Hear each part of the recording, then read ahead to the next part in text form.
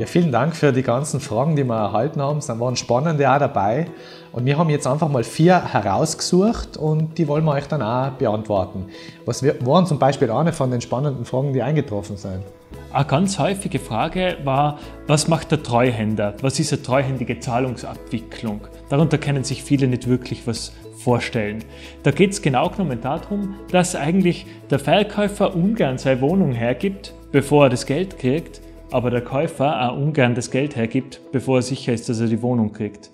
Daher stehe ich als Treuhänder in der Mitte und es gibt ein eigenes Treuhandkonto und die Anträge beim Grundbuch werden erst gestellt, wenn das Geld auf dem Treuhandkonto ist. Und das Geld kommt erst vom Treuhandkonto, wenn der Käufer wirklich Eigentümer ist. Dann, was hat es noch für Fragen gegeben? Eine spannende Frage war, was passiert denn mit dem Mietvertrag, also mit dem Bestandsverhältnis, wenn eine Wohnung verkauft wird? Sowohl für den Mieter als auch für den Käufer relevant und interessant. Hat der Mietvertrag keine Gültigkeit mehr?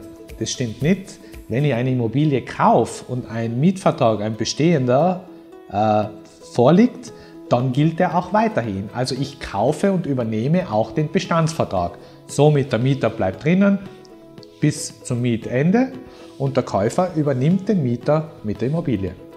Was war noch eine Frage, die gekommen ist? Ja, nicht immer verlässt der Mieter wirklich die Wohnung nach dem Mietende oder oft wird auch nicht bezahlt. Die Frage ist, wie kriege ich einen Mieter eigentlich aus der Wohnung raus, wenn er die Miete nicht bezahlt oder wenn der Mietvertrag geendet hat und er bleibt aber drin.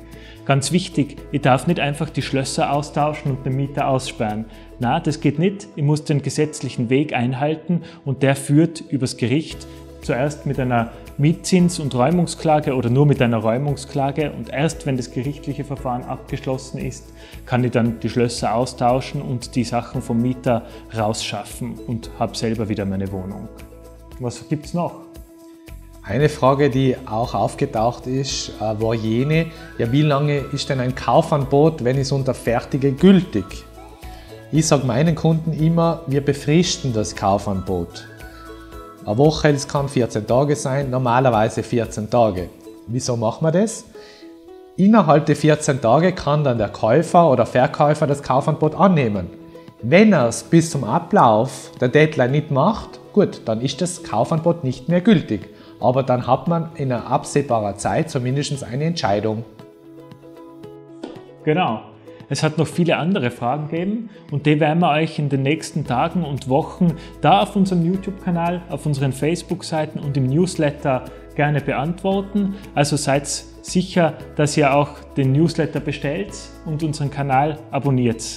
Und wenn ihr Fragen habt, schreibt es uns einfach über die Kanäle, E-Mail, WhatsApp, was auch immer. Wir sind gern für euch da.